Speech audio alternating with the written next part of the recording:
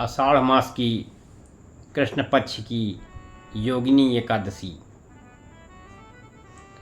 कृष्ण जी बोले, हे युधिष्ठिर, आषाढ़ मास के कृष्ण पक्ष की एकादशी का नाम योगिनी एकादशी है। इसके महात्म की एक पौराणिक कथा सुनो।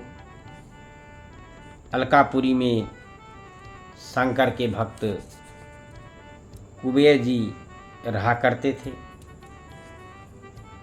पूजा के लिए वो हेमाली पुष्प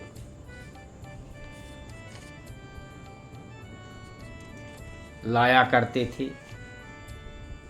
तो उसकी स्त्री अति सुंदर थी, उसका नाम विशालाक्षी था। हेमाली एक दिन मानसरोवर से पुष्प तोड़कर घर आया। पत्नी को छवि देख करके कामातुर हो गया।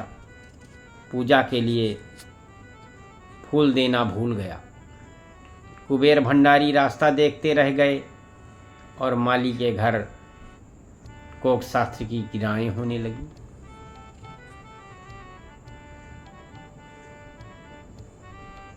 यक्षपति कुबेर ने गुप्त यक्षों को भेजा।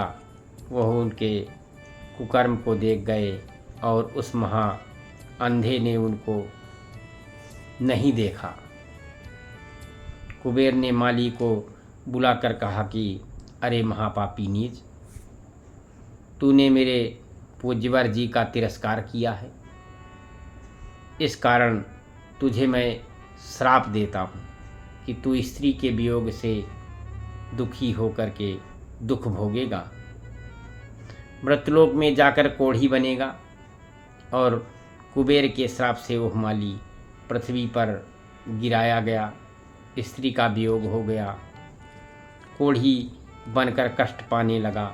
शरीर से दुर्गंध आती थी, परंतु अंतःकरण उसका दर्पण के समान शुद्ध था।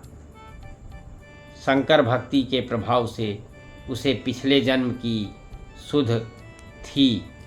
प्रायश्चित करने के लिए वह हरिद्वार को आया, गंगा जी का स्नान किया, परंतु मधुमक्खियों ने पीछा नहीं छोड़ा। भिन्न भिन्न करती रहीं। अंत में पतित पावनी देव भूमि उत्तराखंड को चला गया। देवप्रयाग होता हुआ उत्तराखंड को, जहाँ चिरजीवा महामुनि मार्कंडेय जी का आश्रम था, उनके दर्शन से मधुमक्खियाँ अंतर्ध्यान हो गईं।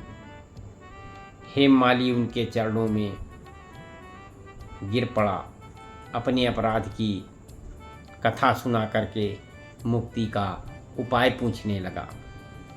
मार्कंडेय मुनि बोले कि आप आषाढ़ मास के कृष्ण पक्ष की एकादशी का व्रत करिए